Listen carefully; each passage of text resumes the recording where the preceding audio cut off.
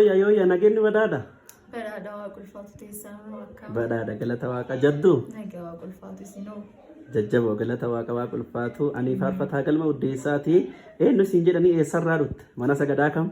Ani ejennee waaqoo jedhaan jedhanii mana sagada makkaan Yesuus shaakkisoorraa dhufe. Ayyee gooftaan si eebbisu kanaan dura faarfattuu ta'uu keetii guddoo beekaa faarfannaa keetillee ittiin eebbifameera. Uummatillee faarfattuu akka ta'e si beeku. Mee amma faarfannaa guddoo jaalattu keessaa tokko naaf faarfattuu dandeetta fedha keetii yoo ta'e.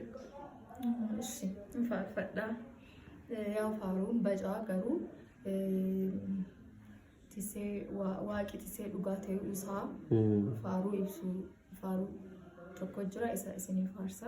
Ayyee waaqi si eebbisuu nuuf faarfadhu yennaa dansaa. Ameen. Tisee kiyya dhugaati waaqa kiyya tisee kiyya sirriiti abbaa kiyya sitti na eega bayaaf gala kiyya.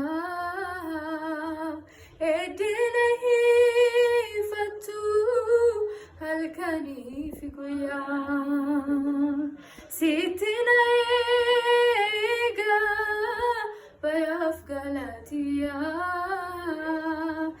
edina hifatu halkani figuya.